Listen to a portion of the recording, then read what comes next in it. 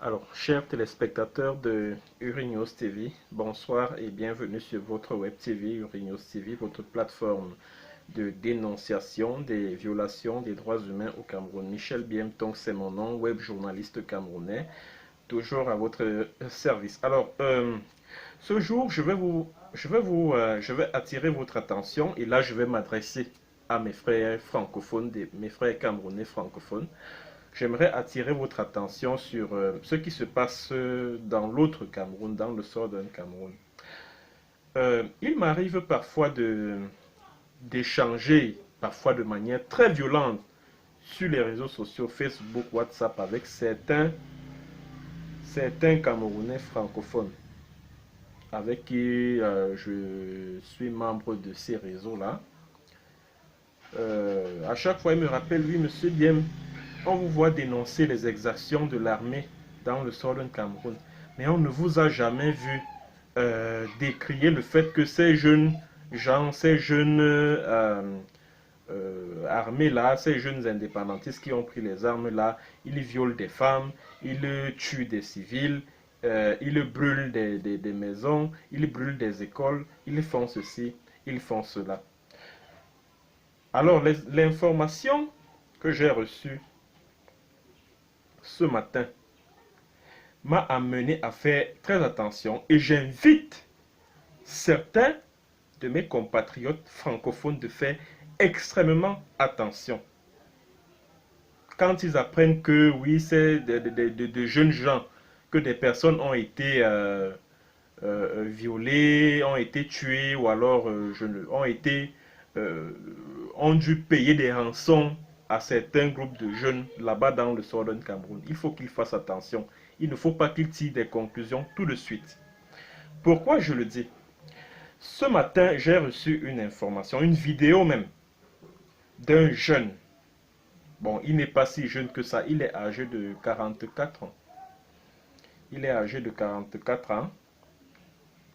Il a été arrêté par les Amba Boys. C'est-à-dire que ces combattants anglophones indépendantistes là, qui se battent pour reconquérir leur territoire qui a été annexé par la République du Cameroun depuis 1961. Alors dans la vidéo, le monsieur qui est âgé de 44 ans dit que, avoue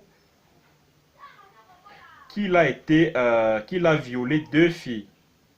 Qu'il a violé deux filles. Il a extorqué même de l'argent à sa famille en se faisant passer pour un Amba Boys. Donc il était entre les mains des Amba Boys. Alors il a été obligé d'avouer sous la pression qu'il a violé des filles dans un village. Bon, je ne me souviens plus trop du nom. Ça doit être dans la partie nord du Southern Cameroun. Parce que pour moi, il n'y a pas de nord-ouest et sud-ouest. C'est des conneries, ça. Moi, je parle de partie nord du Southern Cameroun et partie sud du Southern Cameroun. Alors, il a donc avoué qu'il a violé des filles et il s'est fait passer pour un Amba Boys. Ça veut donc simplement dire que, et ça je l'ai toujours soutenu maintes fois sur les réseaux sociaux, que le gouvernement, le régime de Paul Biya a monté un groupe de jeunes, leur a donné de l'argent afin que ces derniers jouent le rôle des Amba Boys, mais dans le mauvais sens. Ils violent des filles, ils kidnappent des populations, ils extorquent même de l'argent en se faisant passer pour les Amba Boys. Et maintenant, les élites de cette zone-là, parce que ce sont les élites en fait qui montent, les élites anglophones, qui montent ces jeunes afin de les pousser à commettre toutes ces exactions qui par la suite sont attribuées aux Amba Boys. Alors que cela ne fait pas partie du modus operandi, du mode opératoire des Amba Boys, donc des combattants indépendantistes anglophones. Bon, je ne le dis pas par sympathie pour eux, non. Je fais juste une analyse froide.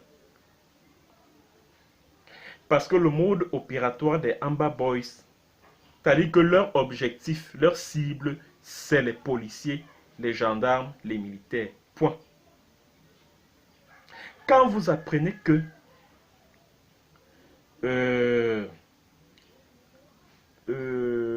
des populations ont été violées, enfin que des filles ont été violées, que des rançons ont été payées par un groupe de jeunes, sachez que ce ne sont pas les Amba Boys, parce que les Amba Boys n'opèrent pas de la sorte.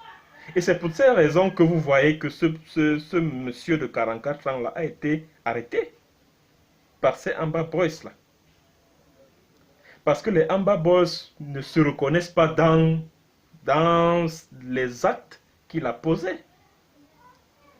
Donc je vous invite à faire très attention. Et ça me rappelle justement la fameuse lettre du ministre anglophone, la lettre anonyme là, que j'avais lue dans l'une de mes précédentes vidéos. Il disait dans cette lettre effectivement que le gouvernement les oblige à monter des groupes de jeunes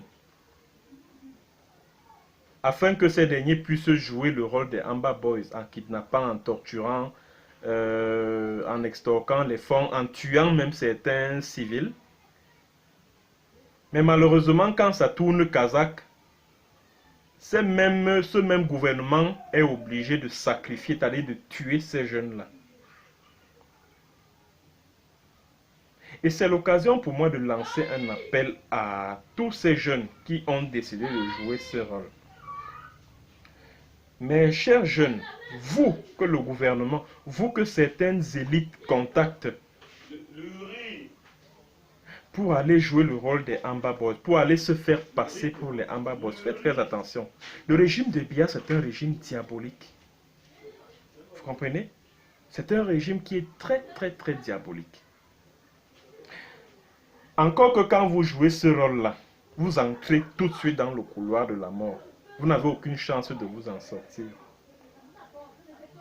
Parce que vous courez le risque soit d'être arrêté par ces jeunes gens-là, par les Amba Boys, soit d'être tué par les tueurs professionnels du régime de Biya, parce que si vous n'accomplissez pas la mission qui vous a été assignée par eux, ils vont vous assassiner pour tuer toute évidence.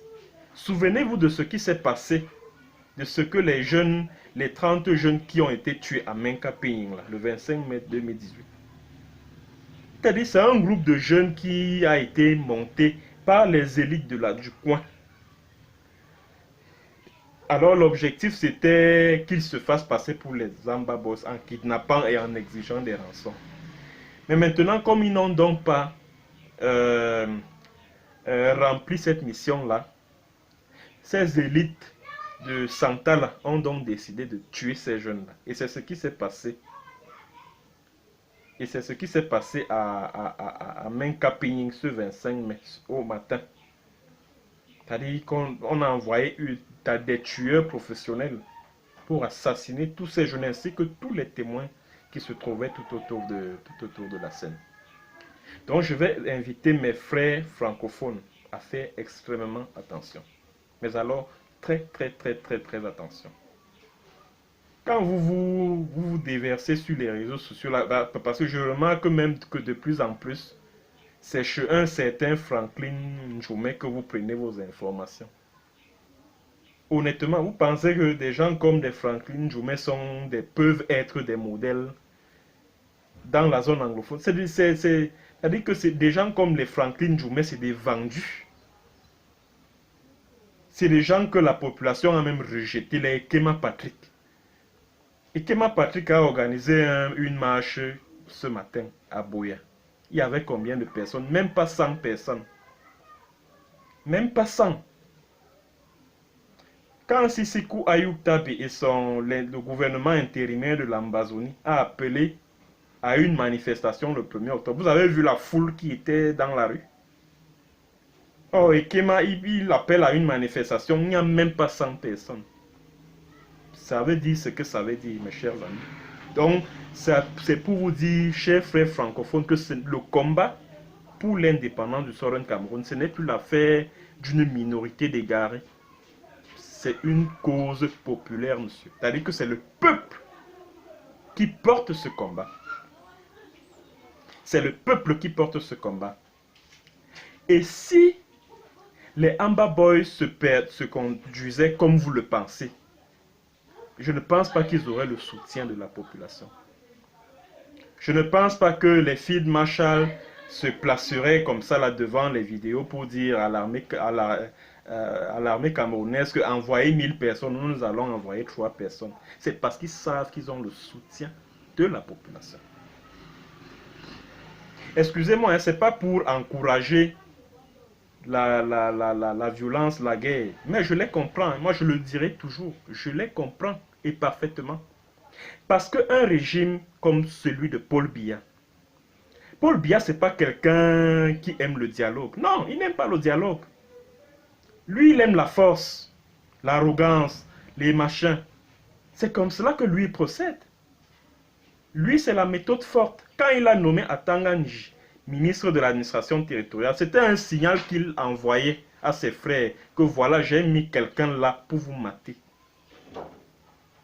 Alors la seule réponse qu'il faut donner à un monsieur comme celui-là, c'est la force. Ok? C'est la force. Et là, je trouve qu'ils ont raison. Donc, chers frères francophones, là, vous qui passez votre temps à vous déverser sur les réseaux sociaux, parfois en ramassant des vidéos, des fausses vidéos, même des fausses photos, pour salir le combat de ces jeunes que je trouve courageux. Mais alors, très courageux. Très courageux. Parce que c'est l'arrogance, la brutalité, la sauvagerie du régime de Paul Biya qui a révolté ces jeunes et qui les a poussés à prendre des armes. Parce que d'après les informations que moi j'ai, vous savez, moi je suis journaliste, hein, donc je mène mes petites enquêtes. Bon, d'après les enquêtes, j'ai enquêté sur ces jeunes Amba Boys. Et d'après les informations qui me parviennent, la plupart de ces jeunes sont des anciens étudiants de l'université de Buea, la plupart. Les anciens élèves des lycées, collèges, les anciens étudiants de l'université de Buea. Vous voyez donc que ce ne sont pas des drogués, des voyous, comme je vous entends souvent dire, oui, des gens qui prennent de la drogue, des gens qui font ci, des gens qui font ça, etc. On vous a demandé de vous asseoir, de dialoguer, de reconnaître que vous annexez le Southern Cameroun depuis 57 ans. Vous ne voulez pas dialoguer. Même la fameuse conférence de Christian Toumila, même si, bon, j'ai appris par la suite qu'en fait, c'est Simon Monzo qui a tout orchestré avec la présidence de la République. Bon, lui, Toumi, il a fait de bonne foi. C'est-à-dire qu'il a organisé cette histoire-là de bonne foi. Cette All Anglophone Conference Tree-là. Il voulait, c'est-à-dire que lui, il a été de bonne foi, croyant que c'était une porte de sortie de la crise. Alors qu'en réalité, celui qui a suggéré cette idée-là à Christian Toumi avait d'autres idées derrière, avait d'autres intentions, d'autres arrière-pensées. En fait, c'était pour permettre à Biya et à son régime d'organiser des élections pacifiques dans le Southern Cameroun, à un moment où les populations de ce territoire-là disent qu'ils ne veulent pas d'élections sur leur territoire le 7 octobre prochain. Mais même jusque-là, même cette conférence-là, le régime dit que non, ils ne veulent pas. Ils veulent aller en guerre. Alors moi, je vous dis, bon pied la route, allez en guerre. Mais chaque fois que vos militaires, bon, si on peut les appeler ainsi, parce que moi, je vais vous dire, hein, un militaire, mais alors un bon, c'est celui qui défend la République. C'est celui qui protège sa population. D'accord? C'est celui qui protège les biens de ses populations. C'est celui qui défend la République. Or, un militaire qui viole les filles de 17 ans, qui viennent d'accoucher, un militaire qui brûle les cases des villageois. Un militaire qui torture, qui tue, est un bandit en treillis. Alors, il faut le traiter comme un bandit. Voilà. Il faut le traiter comme un bandit. Alors, si vos gens-là, vous les encouragez à se comporter de la sorte au front, s'ils sont tués, restez tranquille. Ne venez pas emmerder les gens sur les sociaux, sur les réseaux sociaux. Ne venez pas m'emmerder en me disant que oui, toi tu es là, tu accuses toujours l'armée. Alors, et ces militaires qui sont tués là, etc., etc. Ne venez plus m'emmerder pour ça. Parce que c'est vous, ces Camerounais francophones là, du moins certains d'entre vous, qui encouragez ces militaires à aller faire le sale boulot qu'ils font dans le Southern Cameroun. C'est vous. Alors, quand vous les encouragez à le faire, assumez aussi les conséquences de ce qu'ils font là-bas. Assumez. Pourquoi vous venez emmerder les gens? Oui, on tue les militaires, on fait ceci, oh machin, on découpe les têtes, etc. Ben, on s'en fout. On s'en fout. Vous pensez que la vie d'un militaire vaut mieux, d'un militaire tortionnaire vaut mieux que celle de Maman Happy, qui a été brûlée vive dans sa maison il y a quelques mois, je crois, vers les Bialem. Vous voyez, vous pensez que la vie d'un militaire qui a été tué après avoir violé ou torturé des innocents vaut mieux que ces milliers et milliers de familles qui sont mordues par les serpents dans la forêt, qui ont dû quitter leur maison parce que ces derniers ont été brûlés pour se réfugier dans la forêt, afin de se mettre à la merci des serpents et des intempéries. Vous pensez que ce militaire-là est mieux que toutes ces familles-là, obligées de se réfugier dans la forêt? Mais dis donc, arrêtez ça. Arrêtez ça. Donc, comme vous ne voulez pas ouvrir le dialogue, comme vous ne voulez pas dialoguer, allez guerroyer. Allez-y. Allez guerroyer. Et assumer les conséquences, hein, le moment venu. Il faut assumer. Voilà. Donc, c'est le message que j'avais à votre endroit ce jour, chers téléspectateurs. Merci hein, de m'avoir écouté. Bon, on se donne rendez-vous dans, on va dire, dans quelques jours pour une autre vidéo de ce genre, selon ce que l'actualité nous offrira comme thème de débat. Allez, bonne soirée.